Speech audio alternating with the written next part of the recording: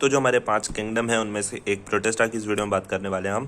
Protista में जो होते हैं ना, यूनिसेलुलर ऑर्गेनिजम्स होते हैं और यूकैरियोटिक सेल होता है। ठीक है, पहला है हमारा क्रीसोफाइट्स। ठीक है, कितने होते हैं क्रीसोफाइट्स, उसके बाद आता है डिनोफ्लैजिलेट, यूग्लेनॉइड, स्लाइम मोल्ड एंड प्रोटोजोआ। ठीक है, फिर से बता देता हूँ, क्रीसोफाइट्स, डिनोफ्लैजिलेट्स, यूग्लेनॉइड, स्लाइम मोल्ड्स एंड प्रोटोजोआ। ठीक है, तो पहले बात करते हैं क्रीसोफाइट्स की। तो क्रीसोफाइट्स में हमारे डायटम्स और गोल्डन एल्गी आते हैं। ठीक है, मरीन, फ्रेश वाटर ऐसी जगहों पे मिल जाएंगे। माइक्रोस्कोपिक, अब सिंगल सेल्ड माइक्रोस्कोपिक ही होगा ना। अब ये क्या करते हैं, फ्लोट करते हैं passively in the water currents and इसी वजह से इनको क्या कहते हैं, प्लैंकटन। कोई भी चीज़ वाटर पे ऐसे फ्रीली फ्लोट करे उसे प्लैंकटन कह सकते हैं। मोस्टली फोटोसिंथेटिक होते हैं। एंड डायटम्स का क्या सीन है, डायटम्स का कुछ अलग खूबियाँ हैं। वो उनकी जो सेल वॉल होती है वो इंडिस्ट्रक्टेबल होती है, यानी कि कभी टूटेगी नहीं।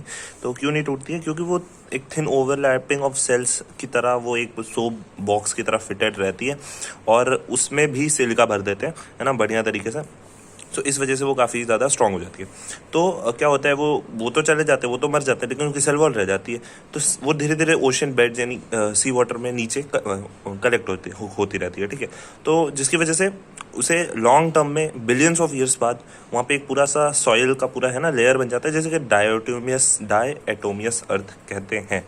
ठीक है, जहाँ पे रहता है वहाँ पे ये चीज़ मिल जाएगी हमें, और हमने इसका भी उपयोगिता निकाल ली है। हम इसे polishing, filtration of oil, syrups, इन सब चीज़ों में यूज़ में ले लेते हैं, और इसी वजह से हम डायटम्स को चीफ प्रोड्यूसर्स ऑफ ओशन कहते हैं। अब तुमसे पूछ सकते हैं डायटोमियस अर्थ का क्या क्या है, तो क्रीसोफाइट्स में डायटम, और फिर पूछ सकते हैं chief producers of the ocean क्या है, तो वो भी हमारे यही हो जाएंगे। तो इस तरीके से हमारा आंसर तुम्हें देना है। डायटम्स, गोल्डन एल्गी याद रखो, ये क्रीसोफाइट्स का एग्जाम्पल है, और प्लैंकटन भी पता होना चाहिए। ये सब इंपॉर्टेंट था इसमें। अब बात कर लेते हैं डिनोफ्लैजिलेट्स की। तो डिनोफ्लैजिलेट 2 फ्लैजिला बस। ठीक है, most of them have transfers. एक ट्रांसफर्स होता है, एक लॉन्गिट्यूडनल फ्लैजिला होता है। मरीन होते हैं, फोटोसिंथेटिक होते हैं, अलग अलग कलर, रंग बिरंगे। अगर तुम्हें क्वेश्चन पूछा है, जैसे मान लो पहचानो, मतलब बोल दिया क्या है इनमें से, तुम्हें बता देंगे फोटोसिंथेटिक है, मरीन है, येलो, ग्रीन, ब्राउन, रेड ऐसे दिख देंगे, है ना। तो तुम्हें पता होना चाहिए कि भाई डिनोफ्लैजिलेट में ये सब होने को देखने को मिलता है। Cell wall and other surface have a stiff cellulose plate. ठीक है, आउटर जो सर्फेस होती है सेल वॉल की, जो आउटर सर्फेस होती है, स्टिफ सेलुलोज की प्लेट्स हमें देखने को मिल जाती है। रेड डिनोफ्लैजिलेट का एक एग्जाम्पल है गोनियोलैक्स, जो कि रैपिड मल्टीप्लाई करता है तो पूरा समंदर ही लाल कर देता है, और इसे रेड टाइड्स कहते हैं। इस जो टॉक्सिन होता है उससे मरीन ऑर्गेनिजम्स को भी दिक्कत हो जाती है, फिशेज वगैरह को। यूग्लेनॉइड्स की बात कर लेते हैं। यूग्लेनॉइड्स क्या है, एग्जांपल इसका यूग्लेना, फ्रेश वाटर मेजरली, है ना, रुके हुए पानी में ये दिखेंगे हमें, स्टैग्नेंट वाटर में। पेलिकल इनमें होता है, मतलब इनकी जो सेल वॉल है ना उसकी जगह पेलिकल होता है, and pellicle is a protein rich सब चीज़ है, प्रोटीन से बनी है, एंड वो इनकी बॉडी को काफ़ी फ्लेक्सिबल बनाता है। ठीक है, एक शॉर्ट और एक लॉन्ग फ्लैजेला देखने को मिलेगा। अब देखो, तुमसे बोला one short one long flagella किसमें देखने को मिलता है, तो वो यूग्लेनॉइड हो जाएगा। अभी तुमसे बोला एक ट्रांसवर्स एक लॉन्गिट्यूडनल, तो वो डिनोफ्लैजिलेट हो जाएगा। तो इसको दिमाग में घुसाना है। सनलाइट क्या, सनलाइट अगर है तो वो फोटोसिंथेटिक है, और सनलाइट नहीं है तो हेटेरोटॉप्स है। वाह, ये लोग अलग ही मजे में। ठीक है, तो यूग्लेनॉइड्स का अपना अलग ही रहता है ना। फिर इनमें जो पिगमेंट्स है that are identical to higher plants, तो कुछ इनमें ना हायर प्लांट्स वाले पिगमेंट हमें देखने को मिलते हैं, जिसकी वजह से हमें इन पे कुछ तो शक होता है। फिर हम बात करते हैं स्लाइम मोल्ड्स की। स्लाइम मोल्ड्स सैप्रोफिटिक होते हैं, ऑर्गेनिक मैटर में ऐसे चल चल के उसको पूरा इनगल्फ कर जाते हैं। सुटेबल कंडीशन में एग्रीगेशन फॉर्म करते हैं, जिसे कहते हैं प्लास्मोडियम। ठीक है, जो काफ़ी फीट्स तक फैलेगा, है ना। और अनफेवरेबल कंडीशन है तो फ्रूटिंग बॉडी बना लेते हैं। ठीक है, अनफेवरेबल में फ्रूटिंग बॉडी, सुटेबल में प्लाज्मोडियम। ठीक है, तो फ्रूटिंग बॉडी बना के क्या करते हैं, वो फिर वहाँ पे स्पोर्स बनाते हैं। ठीक है, उनके वो जो फ्रूटिंग बॉडी होती है उस पर स्पोर्स होते हैं, जो फिर जिनकी ट्रू वॉल्स होती है तो सर्वाइव कर लेते हैं उस एडवर्स कंडीशन में भी, और फिर बाद में वो स्पोर्स अपना एयर में फैल के हर जगह स्लाइम मोल्ड्स। ठीक है, तो इनका बढ़िया है, इनका भी मस्त है ना, जिंदगी अच्छी कट रही है। प्रोटोजोआ की बात कर लेते हैं। प्रोटोजोआ में हमारे जो हेटेरोट्रोफिक रहता है यहाँ पे, तो प्रेडेटर्स एंड पैरासाइट दोनों यहाँ पर रहेगा। प्रिमिटिव रिलेटिव, प्रोटोजोआ जैसे हमारा प्रिमिटिव रिलेटिव है, यहाँ पे यूग्लेनॉइड्स प्लांट्स का है। ठीक है, तो प्रोटोजोआ में 4 मेजर ग्रुप्स हमें बताए गए हैं एनसीईआरटी में।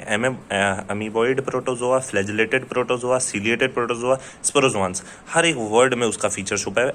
अमीबॉइड में क्या रहेगा, फ्रेश वाटर, सी वाटर, मॉइस्ट ऑयल हर जगह मिलेगा। पहली चीज, move and capture food by pseudopodia. Amoeba तुमने पढ़ा होगा, अमीबा जानते हो तुम, उसके पास सूडोपोडिया होता है, बस बात खत्म। ठीक है, वही इसीलिए इसका भी नाम ऐसा पड़ा है।